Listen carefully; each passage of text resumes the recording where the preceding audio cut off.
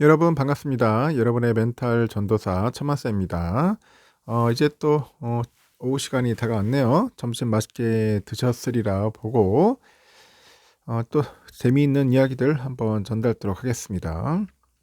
요즘 미국 주식에 투자해 가지고 상당히 지금 스트레스 받는 분들도 있습니다. 저는 이런 생각을 해요. 현금을 갖고 있는 분들은 지금이 기회일 수 있다. 기회일 수 있다. 왜 그러냐? 한번 곰곰이 생각을 해보세요. 우리가 오랜 시간을 이렇게 투자하신 분들은 한 번씩 이렇게 충격이 와요. 충격. 한 번씩 큰 충격이 옵니다. 안 그렇습니까? 예전에 뭐 리먼 브라더스 사태 때도 그렇고 코로나 때도 그렇고 2022년에는 그때 금리 때문에 인상한다고 또 떨어졌죠. 지금은 이제 트럼프 때문에 떨어지고. 근데 이게 뭔가 우상향으로 쭉 차트를 보면 우상향으로 이렇게 쭉 올라가. 차트를 시계열을 길게 보면은 우상향이더라는 거죠. 그 사이에 충격을 한 번씩 옵니다. 한 번씩 크게 와요. 근데 그때마다 다들 이제 느끼는 게 있어. 좀 시간이 지나니까 야 그때 좀 쌀 때 좀 더 모을 걸 하는 그런 생각들을 합니다. 쌀 때 모을 걸. 근데 그런데 모으고 싶어도 뭐 현금이 있어야 모으지.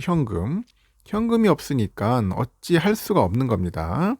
그래서 제가 늘 얘기하지만 현금을 한 30% 정도는 가지고 있어야 한다. 자기 자산의 20에서 30%이 정도 갖고 있어야지 또 쌀 때 담고 또 올라가면 또 팔고 뭐 그래야 하지 않겠습니까? 또 비쌀 때는 또 팔아서 차익 실현도 해야 합니다. 주식 투자 100% 몰빵 때리니까 이게 상당히 좀 힘들어요, 여러분. 이거 주식 투자 몰빵 이 조심스럽습니다. 미국과 중국의 관세 전쟁이 지속되고 있어요. 그래서 지난주 미국 증시가 이제 강세로 마감을 했고, 전문가들은 회복세가 아닌 데드캣 바운스라고 주목을 하던데, 일시적인 반등이라고 하죠. 일시적인 반등이라고 하는데, 하여튼 이 점에 주목을 하면서 금리 인하 기대와 주요 경제지표 발표를 앞두고 기술주 중심의 선별적인 접근을 조언을 하더라. 이제 그런 이야기입니다. 금토합기 따르니까 지난주 미국 증시의 주요 주가지수 강한 반등세를 나타냈습니다. 나스닥은 6.73% 급등을 합니다. S&P 500은 4.59% 상승을 했고 나스닥도 2.48% 강세를 보였습니다.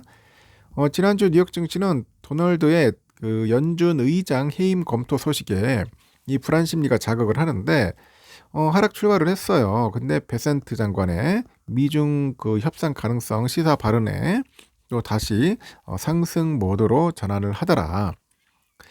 그런데 지난주 회복세는 데드캣 바운스일 뿐 불확실성이 여전하다는 전문가들의 의견도 있어요. 트럼프가 시진핑 그 주석과 여러 차례 대화를 했다고 발언을 했는데 중국은 아직까지 뭐 미중 간 협상은 없었다. 그런 입장을 거듭 드러냈고 무역 협상을 개시했다는 그런 불투명한 그런 이야기들도 있죠. 불투명한 이야기들도 있습니다. 한번 시작한 관세 정책은 되돌리기 어렵고 결국 새로운 기준선에 도달하게 될 것이다. 새로운 기준선은 아마도 더 높은 시장의 변동성을 수반하는 건데 이는 이전의 행정부보다 더 국가주의적인 그런 의제를 가진 행정부가 지속되기 때문이다. 이렇게 언급도 합니다. 국내 증권가에서는 대대적인 관세 부과 이후로 트럼프의 지지율이 취임 이후로 최저치를 경신하고 있는 만큼 이 반전의 카드가 필요하다는 겁니다. 반전의 카드가 필요하다. 그래서 4월 중에 4월 중 정도 보면은 이 상원과 하원을 통과한 세제 개편안 이게 트리거가 될 것으로 전망을 하는 것 같아요. 근데 4월도 끝나가는데 세제 개편은 한번 살펴볼 필요가 있습니다. 트럼프의 정책은 달러 약세죠. 달러 약세 그리고 금리 하락 여기에 초점이 맞춰져 있어요.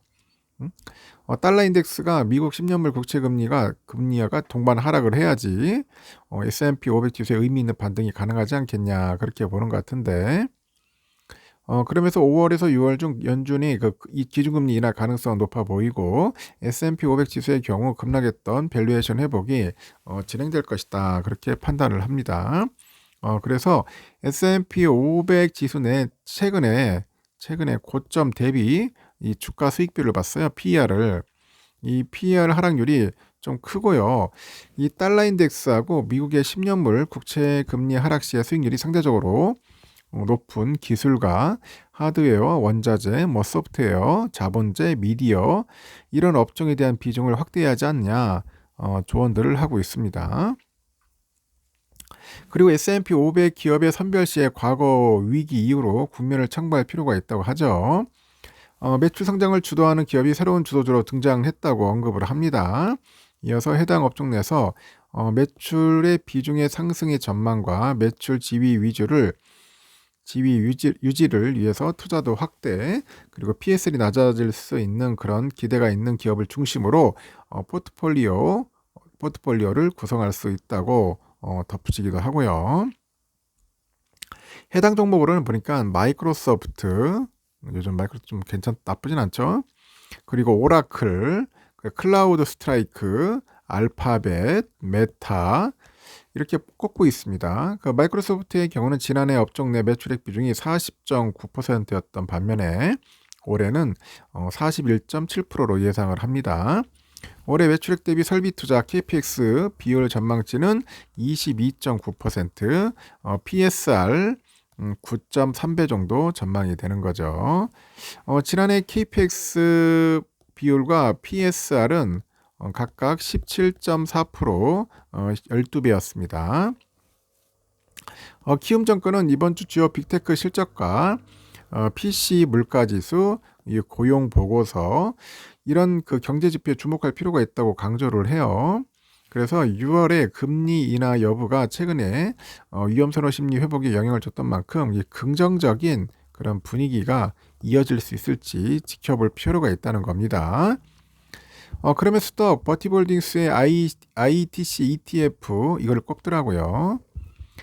이 버티볼딩스가 데이터 서버 전문 업체로 물을 활용해 가지고 이 대규모 전력 장비를 냉각시킬 수 있는 기술을 보이고 있다네요. IEC ETF 하여튼 그렇습니다. 그래서